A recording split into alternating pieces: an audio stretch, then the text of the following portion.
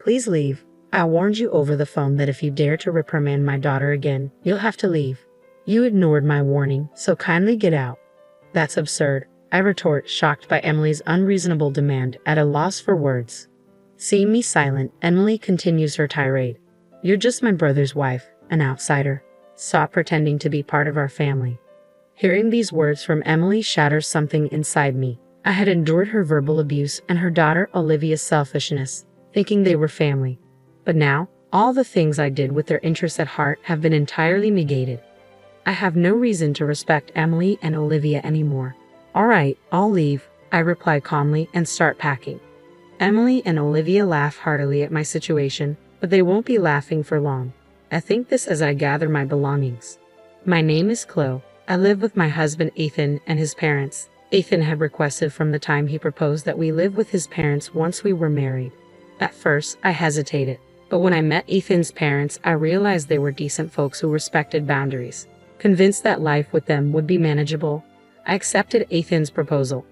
Once we moved in together, my mother-in-law took over all the housework while I worked outside. In turn, I took over the chores when I was at home. We divided the work in the house, and everything went smoothly. However, the visits from Ethan's sister Emily were always distressing. Emily has a daughter, Olivia. They frequently visited us, and each time Emily would take jabs at me relentlessly. Chloe, can I get a cup of tea? I'm so tired from my part-time job and raising my child. You must be relaxed on your days off at home. I'm so jealous.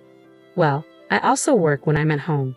Oh, the work you do at home is insignificant. I go out to work every day and have a leadership position. Don't compare yourself with me. When it was time for Olivia to find a job, Emily often came over to complain about why Olivia couldn't find one. Olivia is excellent, just like me.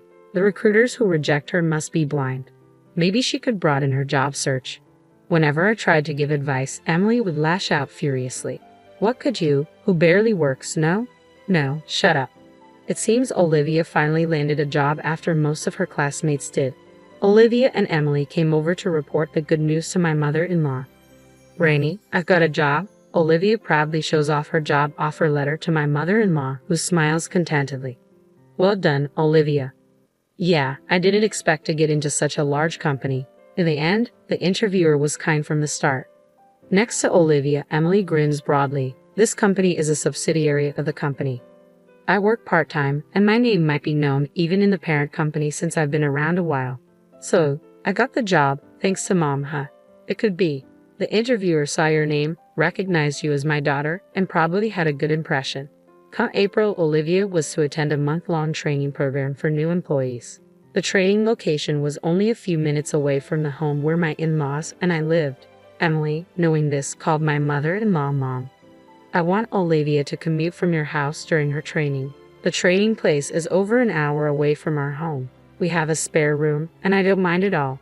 Let me just check with Chloe. Do you need to ask Chloe? Emily interjected. Well, but that's your house, right? Chloe is just living there. She won't complain. Thanks to Emily's insistence, I'd only found out that Olivia would be living with us for a month after everything had been decided. I was a bit puzzled, but there was no reason to oppose Olivia living there. I warmly welcomed Olivia, and our shared life began. Once the training began, Olivia was laid 1 out of every 3 days. Despite the training location being just a stone's throw away, it seemed that her habit of waking up at a fixed time every morning had completely disappeared due to her relaxed student life. Grandma, why didn't you wake me up? I called you many times. If I don't make it in time, calling me doesn't mean anything.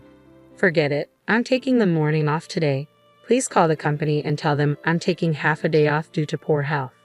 Olivia, you're an adult now. You should be doing such things yourself. If I say I'm too sick to even make a phone call, it'll be more believable. Just do as I say. Taking advantage of my mother-in-law's soft spot for her granddaughter, Olivia had become completely spoiled. Even when she came home from training, Olivia wouldn't do anything for herself.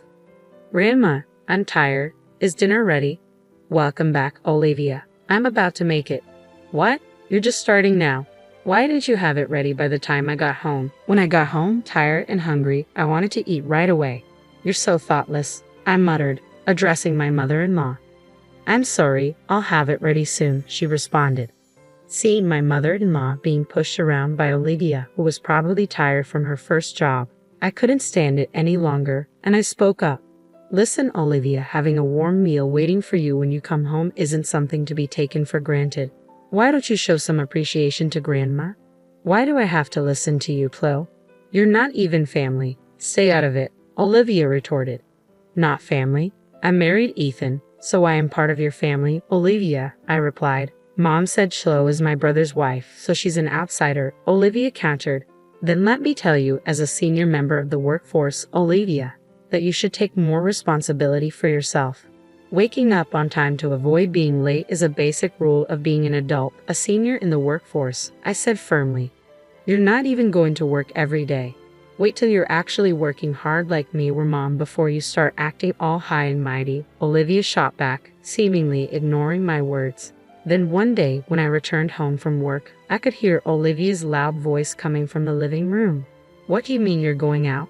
It's unacceptable that there's no dinner when I come home exhausted. I'm sorry, but we're looking forward to our theater outing that day, my mother-in-law explained. Your theater outings are just fun and games, Olivia retorted. I have work. You need to cancel it. Apparently, my in-laws had informed Olivia that they were going to the theater next week and wouldn't be able to cook dinner, and this had infuriated her. I was well aware that my mother-in-law had been looking forward to this day at the theater for quite some time.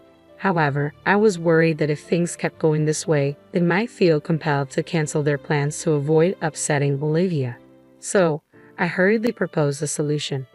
Since you've been looking forward to this, you should go. I'll take care of Olivia's dinner that day, I suggested.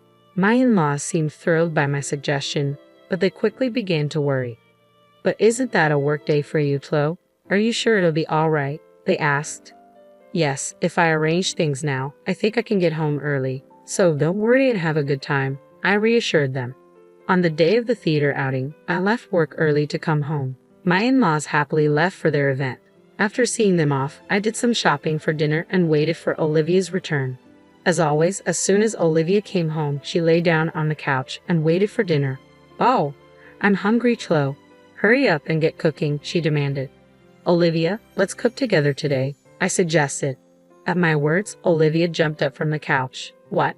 What do I have to do? Isn't it natural to cook your own food? No way. I've been at work. I'm not doing housework when I'm tired, she protested. I've been working too. I've got the ingredients. Can't you just help me out? I asked. You, Flo, can come home whenever you want from your easy job, and me, who has to go at a set time every day, are not the same. Just hurry it up and make it by yourself, Olivia snapped. The fact that I was able to come home early that day was a result of painstakingly adjusting my work schedule, but I doubted that Olivia would understand that. So allowing my anger, I calmly tried to reason with her. Listen, Olivia, I'm not asking you to help me because I find it bothersome to cook alone. I want you to understand what it means to be a responsible adult. What I don't need is your interference. After letting the grandparents go out without asking me, you're giving me a lecture, which is super annoying, Olivia declared, visibly irritated. She stood up and started dialing on her phone. Mom, listen to this. Chloe keeps nagging me and she won't even cook dinner. She unloaded her complaints about me to her mother, Emily. Once she had said her piece, she handed me the phone with a triumphant smile. Mom wants to talk to you, Chloe. As I took the phone, Emily shouted angrily, Listen here. Who do you think you were talking to my daughter like that? As my son's wife, if you continue to cause problems for my daughter, I'm going to ask you to leave that house. It's not about causing problems. All I wanted to do was impart some sense of responsibility to Olivia as a working adult, I defended. So, you're trying to lecture on being a responsible adult, Chloe. You're not even a full-time employee. How can someone who is hardly needed by the company afford to be so cocky? Emily retorted.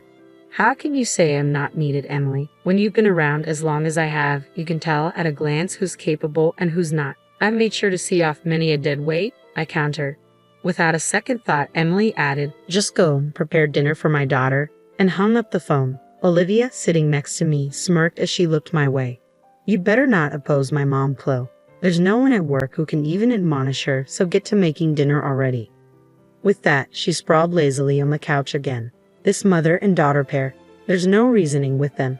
Left with no choice, I sighed and headed to the kitchen to prepare dinner.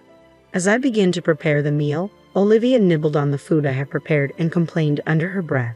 Once she finished eating, she abandoned her dishes and headed back to the couch to watch TV without so much as a thank you. Hey Olivia, at least clean up after yourself. I tried to remind her, but all I got was a bored look from her. Suddenly, the doorbell rang, and to my surprise, it was Emily. Why are you here? I asked. To my surprise, Emily casually replied, it seemed like you didn't quite get the message over the phone, Flo, so I thought I'd come over and tell you directly. Excitedly, Olivia reported to her mother, Mom, listen, just after you warned her over the phone, Flo started lecturing me again. Hearing Olivia's words, Emily glared at me. Looks like it was the right decision to come here after all. You're still complaining to my daughter even after everything I said. I had backed off on the phone, but I couldn't let this go for Olivia's sake. I had to say something. It's not a complaint. I'm merely teaching her the basic manners of cleaning up after herself, something even a grade schooler should understand. Emily snapped at me. There's no need for someone like you to be telling us about manners. Have you considered your own situation before lecturing about manners? What about my situation? You and Ethan can barely afford a house even with both your salaries combined. You're just leeching off this household. Why don't you change your own attitude before teaching my daughter about being a responsible adult? I'm not here to leech off you. As proof, I make sure to pay my fair share of the rent and living expenses every month, I retorted. Well, it doesn't matter either way. You're going to leave this place. Leave, Emily declared. I told you on the phone, if you continue to berate my daughter, you'll need to move out. You ignored my warning, so now it's time for you to go, Emily declared. That's absurd, I retorted, at a loss for words at the sheer injustice of it all. Seeing me unable to retaliate, Emily continued, you're still an outsider, even if you were my brother's wife. Stop acting like you're part of the family. Her words hit me hard, and something inside me crumbled. I had put up with Emily's insults and Olivia's selfishness because I thought of them as family. I had been rejected by them despite doing everything with their best interests at heart. There was no reason left for me to restrain myself with Emily and Olivia anymore.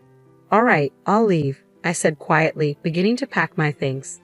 At the sight of me, Emily and Olivia started to crack up. Ignoring their laughter, I continued to pack.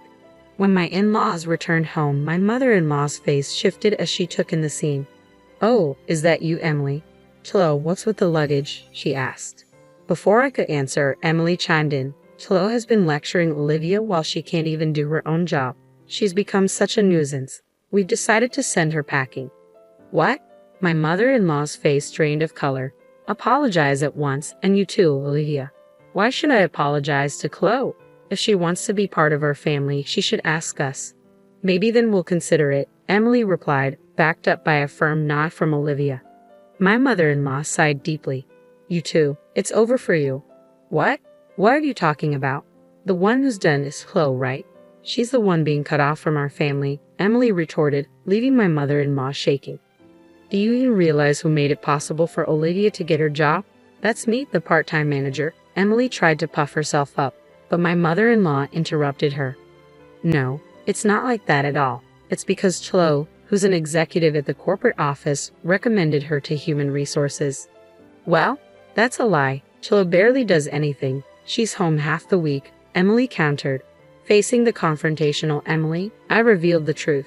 I often attend executive meetings online, so I work from home.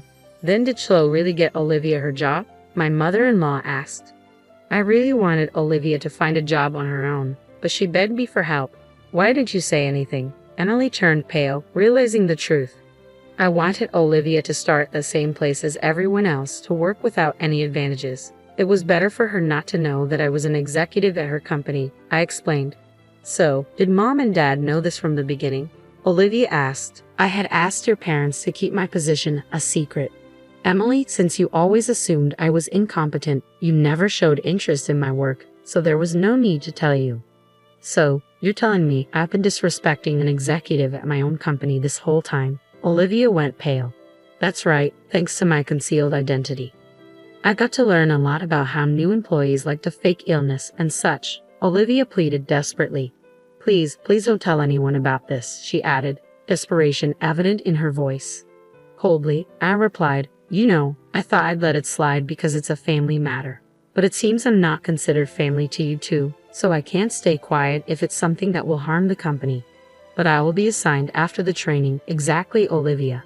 You're lacking awareness as a working professional. Moreover, you're not willing to accept others' opinions. We can't let you interact with customers with this attitude, I continued. In her panic, Emily clung to me. I'll take back what I've said. Olivia is Chloe's adorable niece. Don't report anything that would harm her situation, Emily, she pleaded. Don't you think you should worry about your own role? What about your part-time team's high turnover rate? It has been repeatedly brought up in the parent company's meetings. If it comes to light that you, as the manager, are forcing part-time employees to quit, it's going to be a big problem, I pointed out. Emily's face tightened as she remembered her own words. Wait, that's a misunderstanding. I was just guiding the unproductive part-timers, and then they quit on their own. I'm not responsible for this, she protested. Well, that can be investigated. We have a meeting next week with your company's board members. We'll report this and have it thoroughly examined, I informed her. No way. My hard-earned managerial position, Emily trailed off. Afterward, I decided not to leave the house after being persuaded by my mother-in-law, but I did report Olivia and Emily to the company. Olivia ended up attending a training center in the mountains for retraining for 6 months, while her peers were assigned positions one after another. It seems she was thoroughly drilled on the basics of being a professional, I recounted. Emily's workplace underwent an audit at my direction with complaints from other employees and testimonies from those she had forced to resign. It was found that Emily was using her position of authority to cause a lot of stress to those around her. As a result, Emily was fired, I continued. Emily seems to have started a new job to cover her living expenses. However, since she's only ever worked at one place before, she's having a hard time getting the hang of her new job. Despite this, she still acts high and mighty and seems to be on the verge of getting fired from her new job as well, I added. At this rate, her life will likely continue to be difficult. On the other hand, I continue to live peacefully, sharing household chores with my in-laws as usual. This incident seemed to have taken quite a toll on my mother-in-law, I reflected. Chloe, I'm sorry because I've spoiled Olivia and Emily. I made you go through such unpleasant experiences, my mother-in-law apologized. No, it's fine. I was happy that you stood up for me, I reassured her. Having had a good talk with my in-laws, I feel that their bond is even stronger than before. Even though my sister-in-law turned out to be a challenge, I look forward to continuing to live with my mother-in-law, maintaining our good relationship, I concluded.